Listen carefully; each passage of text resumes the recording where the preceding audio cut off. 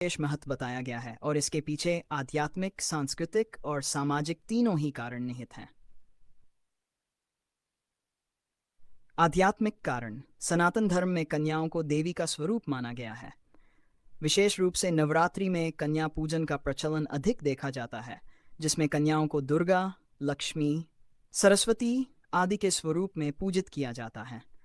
ये मान्यता है कि कन्याओं के माध्यम से देवी शक्ति की कृपा प्राप्त होती है और घर में सुख समृद्धि आती है।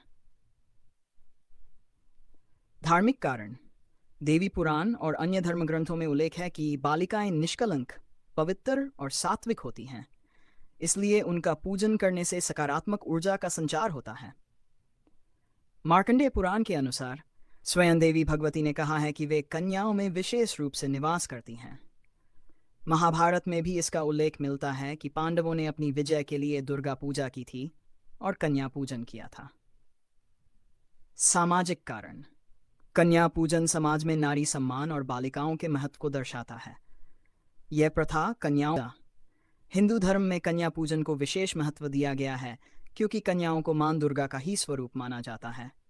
विशेष रूप से नवरात्रि में 9 कन्याओं का पूजन कर उन्हें भोजन कराना देवी शक्ति की उपासना का प्रतीक है।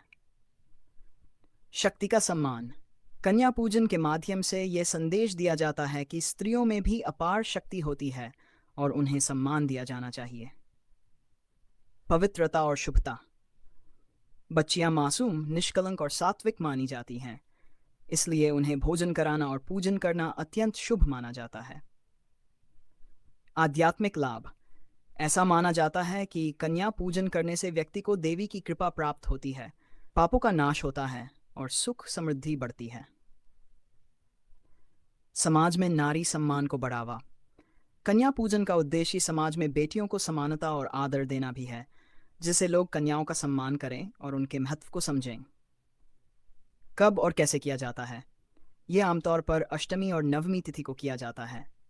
2 से 10 वर्ष की कन्याओं को आमंत्रित कर उनके पैर धोकर उनकी पूजा की जाती है। का अवतार शक्तियों के संतुलन और विभिन्न उद्देश्यों की पूर्ति के लिए हुआ है। नवरात्रि के 9 दिनों में मां दुर्गा के इन 9 स्वरूपों की पूजा की जाती है, जो भक्तों को अलग अलग प्रकार की ऊर्जा और आशीर्वाद प्रदान करते हैं। मां दुर्गा के 9 रूप और उनका उद्देश्य: पर्वतराज हिमालय की पुत्री, जो अडिग शक्ति और दृढ़ संकल्प का प्रतीक हैं। यह रूप आत्मविश्वास और शक्ति प्रदान करता है। दूसरा दिन: ध्यान, तपस्या और आत्म संयम की देवी। यह रूप आत्म साक्षात्कार और अध्यात्म की ओर प्रेरित करता है।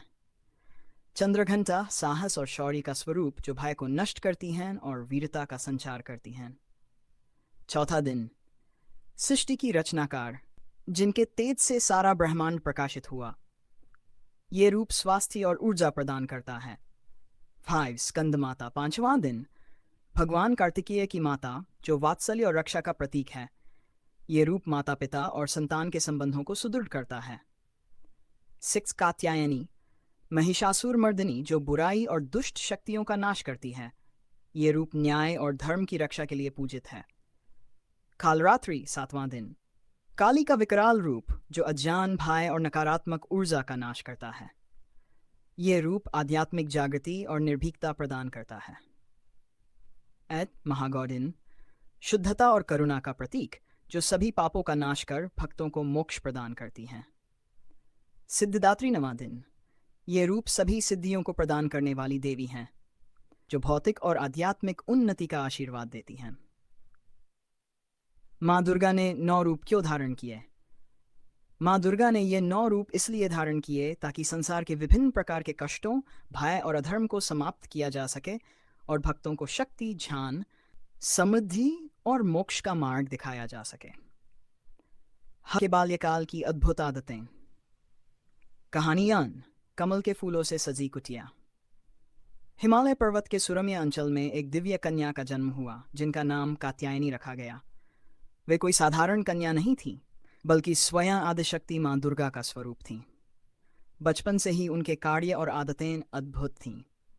एक दिन उषी कात्यायन ने देखा कि उनकी कुटिया के चारों ओर कमल के सुंदर सुंदर फूल फैले हुए हैं। ये दृश्य देखकर वे अचंभित रह गए, क्योंकि उनके आश्रम के पास कोई सरोवर नहीं था जहां से ये कमल आ सकते थे। उन्होंने आश्रम में प्रवेश किया तो देखा कि बालिका कात्यायनी ध्यान में लीन थीं और उनके चारों ओर कमल बिखरे पड़े थे। जब ऋषि ने उनसे इसका कारण पूछा तो बालिका मुस्कुराकर बोली, पिताश्री, जब भी मैं ध्यान में बैठती हूँ तो मेरे हृदय से प्रेम और भक्ति का कमल खिलता है। यही कमल मेरी साधना की ऊर्जा से आपके आश्रम को सुशोभित करता है। खुशी यह सुनकर भाव विभोर हो गए और समझ गए कि यह कोई साधारण कन्या नहीं बल्कि स्वयं शक्ति का अवतार है। कहानी सिन्हा का मित्र बनना। बाल्यकाल में माँ दुर्गा को पशु पक्षियों से अत्यंत प्रेम था। वे प्रतिदिन वन में जाकर छोटे छोटे जीवों के साथ खेलतीं और उनकी रक्षा करतीं। एक दिन गांव के लोग डरकर ऋषि कात्यायन के पास आए और बोले, गुरुदेव, जंगल में एक सिंह आया है जो बहुत भयानक है। कहीं वह हमारी बालिका कात्यायनी को कोई हानि न पहुंचा दे। ऋषि चिंतित होकर जंगल की ओर बढ़े, लेकिन जब वे वहां पहुंचे तो जो दृश्य उन्होंने देखा वह अविश्वसनीय था। सिंह माँ कात्यायनी के पास बैठा था और वे उसके सिर को सहला रही थीं। सिंह ही किसी पालतू पशु की भांति उनके चरणों में लौट रहा था। कात्यायनी ने मुस्कुराते हुए कहा, पिताश्री, यह सिंह मेरा मित्र है, यह मुझे कोई नुकसान नहीं पहुंचाएगा। जीव मात्र से प्रेम करना ही सच्ची शक्ति है। ऋषि कात्यायन ये देखकर चकित रह गए और उन्होंने समझ लिया कि यह बालिका साक्षात जगजननी दुर्गा है, जिनकी शक्ति से समस्त संसार प्रभावित होने वाला है। माँ दुर्गा के बाल्यकाल की ये कहानियां हमें सिखाती हैं कि प्रेम, भक्ति और साहस से कोई भी शक्ति हमारी मित्र बन सकती है। जब हम निश्चल हृदय से सभी जीवों को अपनाते हैं तो स्वयं प्रकृति भी हमारी सहायक बन जाती है।